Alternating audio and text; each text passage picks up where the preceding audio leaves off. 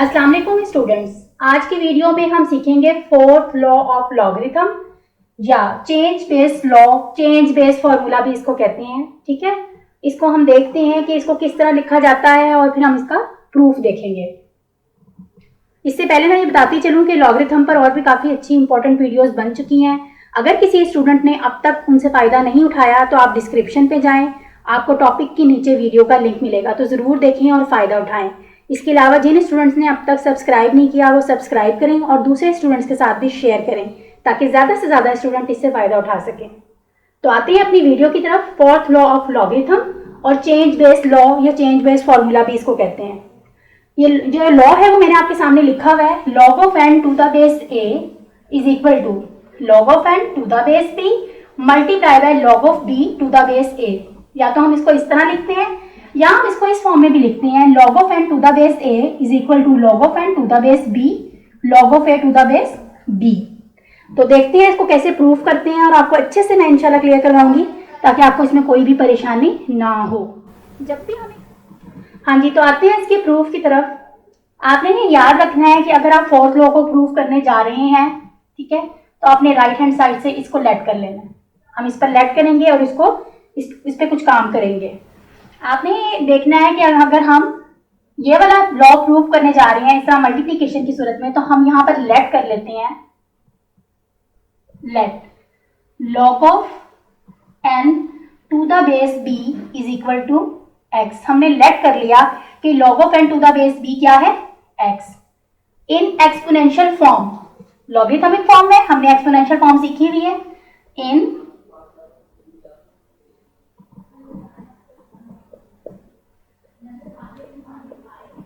इन exponential form में क्या होगा, बेस सामने वाली पावर जिसका लॉग लेते हैं वो सामने चला जाता है। अब क्या होगा, अब हमें लॉग लेना है, ठीक है, taking log with same base. Taking log same base के साथ लेना है। यहां पर हमें ए बी बेस तो हमने यूज कर ली, ए बेस नजर आ रही है तो हम ए ले लेते हैं। Taking log with same base, ठीक है, ऑन बोथ साइड, दोनों तरफ हम लॉग ले लेंगे। हाँ जी, तो लॉग लेते हैं, देखें क्या होगा। हम लिखेंगे log of b x to the base a is equal to log of n to the base, sorry a है ना, लॉग ए बेस के साथ हमने दोनों तरफ लॉग ले लिया, सेम बेस के साथ दोनों तरफ लॉग ले लिया। इसके बाद लॉग के जो हमने लॉज पढ़े थे, फर्स्ट 3 लॉज, उसमें से एक आपके पास पावर लॉ था, एक्सपोनेंट वाला लॉ, उसमें एक्सपोनेंट लॉग से पहले आ जाता है, तो वो हम यूज करेंगे। लिखेंगे एक्स पावर है, बाहर चला जाएगा लॉग से, लिखा जाएगा x log b to the base a, और यहाँ पे कोई ऐसी चीज नहीं है, ये एज इट इज रहा। तो हमने कौन सा यूज किया लॉ, थर्ड लॉ, ठीक है, हमने थर्ड लॉ यूज किया है। अगर किसी को नहीं समझ में आई तो मैं लिख देती हूँ। If log of m raised to the power n to the base a, then we say that n log of m to the base a। तो ये वाला लॉ हमने यहाँ पर यूज किया। अब आगे चलते हैं, ठीक है। Now putting the value of x in this, यहाँ पर हमारे पास x जो है हम उसकी वैल्यू जो है वो पुट कर लेते हैं। Now putting the value of x, x की वैल्यू पुट करें, आपके पास क्या आएगा, देखें x हमने लेट किया था, x है log of n to the base b x की जगह, और आगे आपके पास क्या है, log of b to the base a is equal to log of n to the base a। तो क्या आपको यही प्रूफ नहीं करना था, हमें प्रूफ करना था log of n to the base a equal किसके होना चाहिए, log of n to the base b into log of b to the base a। तो हमने प्रूफ कर लिया फोर्थ लॉ को इस कंडीशन में कि अगर आपके पास log of n to the base a हो तो वो इक्वल होता है log of n to the base b multiply by log of b to the base a। ये है आपका फोर्थ लॉ। इसको हम कैसे प्रूफ करते हैं,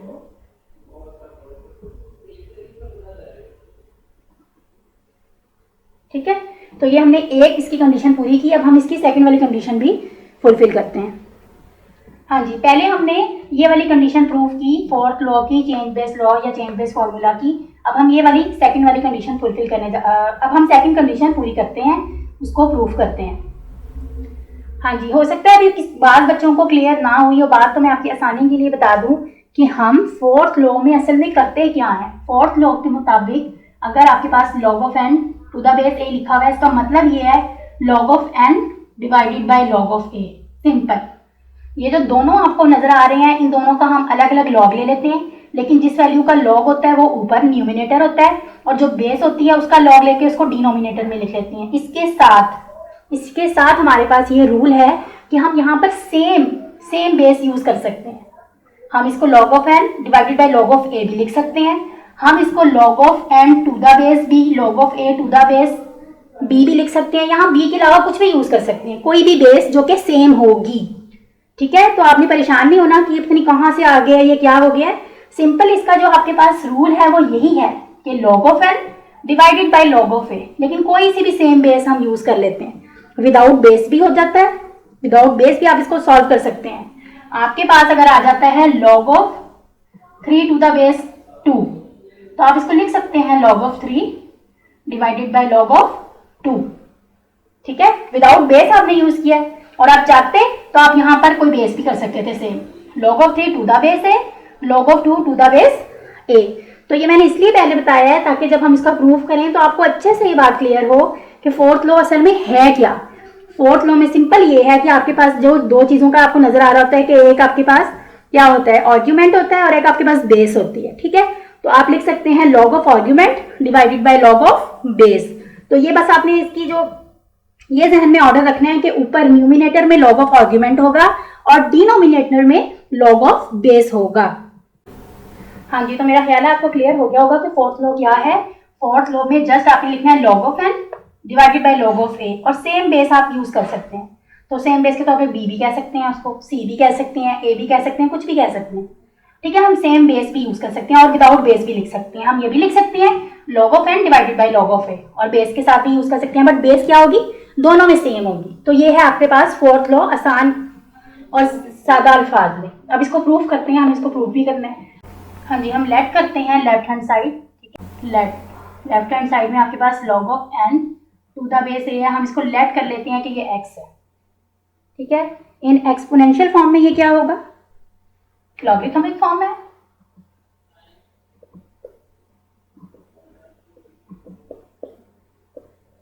इन एक्सपोनेंशियल फॉर्म देखें क्या होगी इसकी, बेस आपको पता है यहीं पे रही, सामने वाली पावर, और जिसका लॉग लिया हुआ है वो हम सामने लिख लेते हैं। ठीक है, आप क्या करेंगे, दोनों तरफ सेम बेस का लॉग ले लेंगे, टेकिंग लॉग सेम बेस। ठीक है, आपके पास a जो है वो तो यहाँ पर हमने ले लिया, अब हमें कौन सी बेस चाहिए, b, taking log with base b on both side, यानी कि सेम बेस के साथ हमने दोनों तरफ लॉग ले लेना है। तो देखिए इसको अप्लाई करते हैं हम लिखते हैं log of ax to the base b is equal to log of n to the base b। अब क्या करेंगे, आपने लॉज जो पिछले सीखे उसमें आप थर्ड लॉ जो है यहाँ पर यूज कर लेंगे, थर्ड लॉ ऑफ लॉगरिथम, और वो क्या था, वो था log of m n to the base a is equal to n log m to the base a, यानी आपके पास जो एक्सपोनेंट होता है वो log से पहले आ जाता है। तो हम लिखते हैं x एक्सपोनेंट है, पहले आ गया log से, log of a to the base b और log of n to the base b। Now अब आपके पास x जो है वो आपने कुछ लेट किया हुआ था, putting the value of x,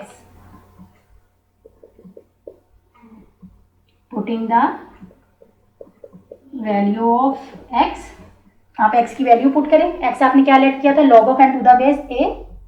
हाँ जी, x की जगह लिखा log of n to the base a, multiply by क्या हो रहा है आपके पास, log of a to the base b, और इज इक्वल टू आ रहा है log of n to the base b।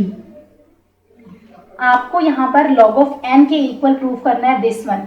ठीक है, log ऑफ n को इधर ही रखते हैं, log of a to the base को दूसरी तरफ ले जाते हैं, log of a to the base b, इसके साथ क्या हो रहा है, मल्टीप्लाई। तो यहाँ जो चीज़ मल्टीप्लाई हो रही हो वो इक्वेशन की दूसरी तरफ जाए तो क्या हो जाता है, डिवाइड।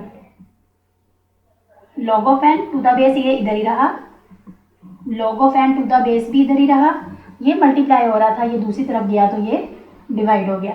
क्या आपको यही प्रूव करना था? यस, आपको प्रूव करना था log of n to the base a is equal to log of n to the base b divided by log of a to the base b। तो आपने ये प्रूव कर लिया, यानी कि आपने सेकंड कंडीशन भी पूरी कर ली कि इस तरह भी फोर्थ लॉ को हम डिस्क्राइब करते हैं।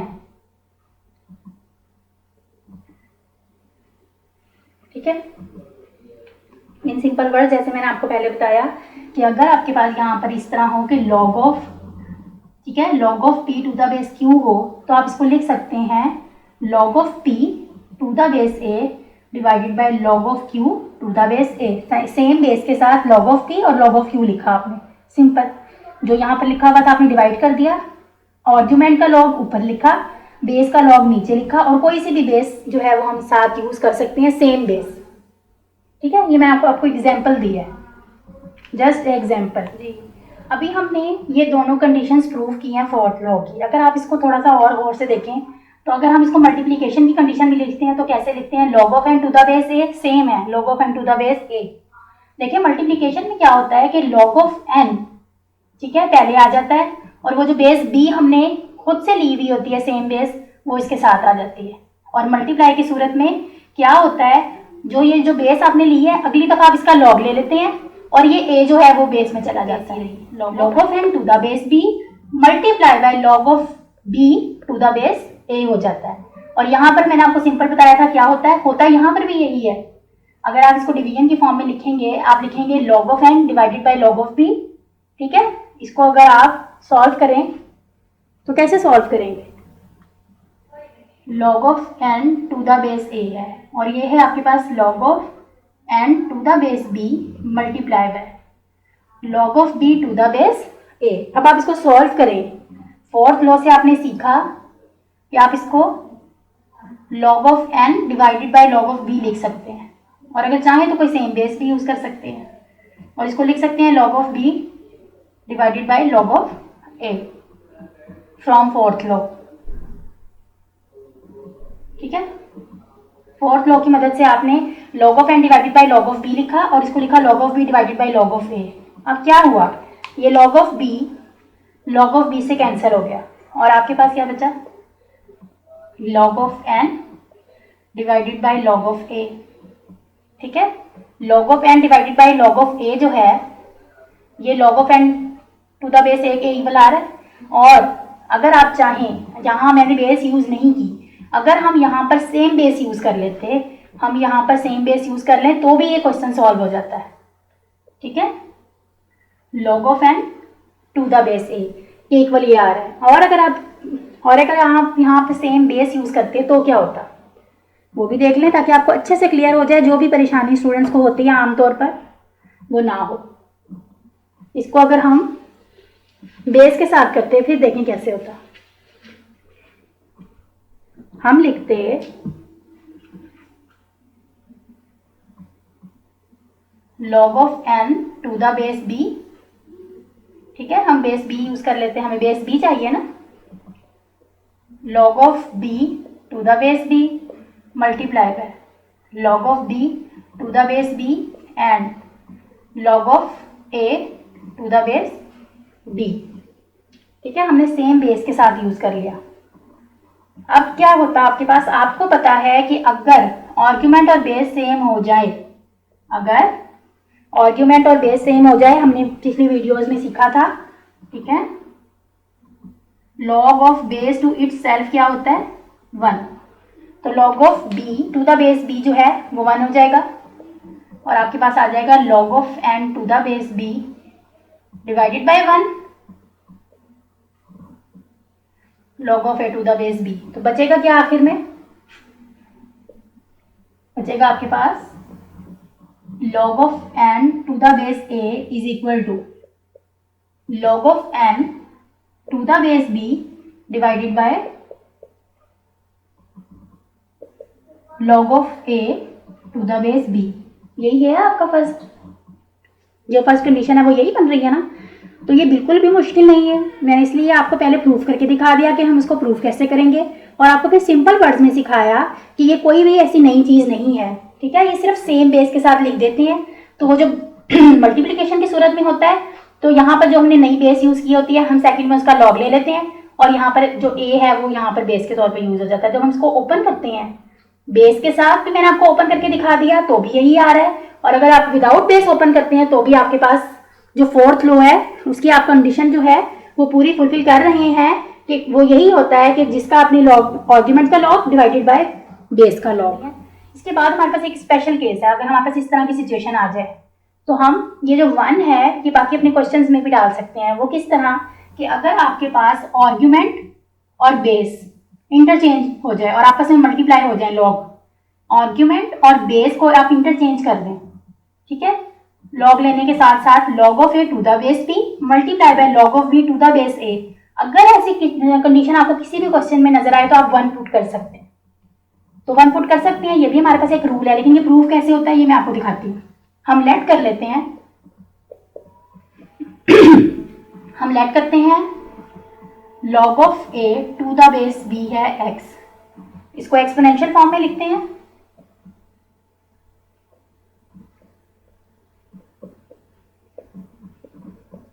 एक्सपोनेंशियल फॉर्म में लिखा बेस की पावर एक्सपोनेंट, और ये आ गया आपके पास। ठीक है, अभी तक मैंने आपको जितने प्रूफ भी सिखाए हैं सब में यही किया कि taking log on both side with same base. अभी भी ऐसे करेंगे, टेकिंग लॉग। अच्छा, बी वाली जो बेस थी वो हमने यूज कर ली है, हमारे पास क्या रह गया ए, तो हम लॉग ए सेम बेस के साथ यूज कर लेते हैं। Taking log A on both side, दोनों तरफ आप लॉग ले लेंगे सेम बेस के साथ। और ये भी आपने देख लिया कि हमने ये यूज कर लिया, तो हमें ये चाहिए, इसलिए हम log a के साथ दोनों तरफ मल्टीप्लाई कर देते हैं। तो हमने मल्टीप्लाई किया log a of b of x is equal to, ठीक हो गया। फ्रॉम थर्ड लॉ पावर जो है वो स्टार्ट में आ जाएगी, हम लिखेंगे x log b to the base a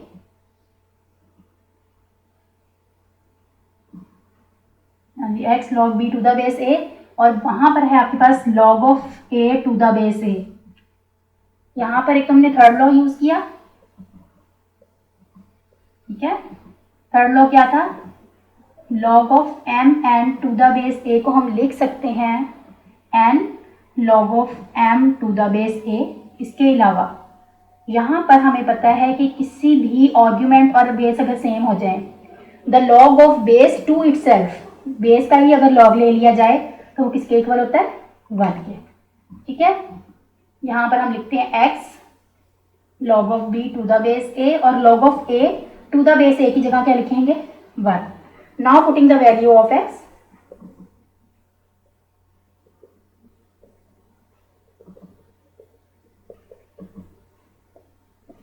अब हम x की वैल्यू पुट कर रहे हैं। यहां हमने x को जो लेट किया था, अब हम उसकी वैल्यू लिख देते हैं।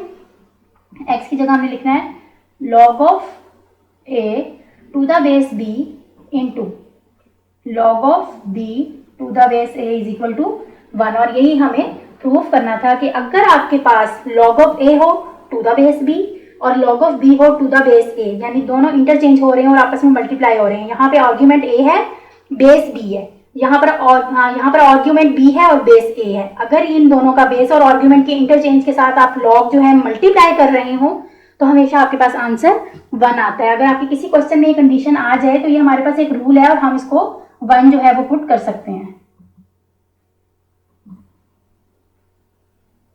ठीक है, तो ये हमने ये तो लॉ था आपके पास, ये भी आपके पास एक और रूल आ गया जो अभी आपने प्रूव किया। हाँ जी, तो जो जो चीजें हम प्रूव करते जा रहे हैं वो हम यहाँ लिखते जा रहे हैं। अभी हमने इसको प्रूव किया। ठीक है, हमने इसकी एक साइड ली, उसको x के इक्वल प्रूव किया, दोनों तरफ लॉग लिया और फिर प्रूव किया। अब अगर हम इसको फोर्थ लॉ की मदद से प्रूव करें तो फिर देखें क्या कैसे होगा question. log a to the base b log b to the base a is equal to 1। ठीक है, हम क्या लेते हैं, हम लेफ्ट हैंड साइड ले लेते हैं। Taking left hand side,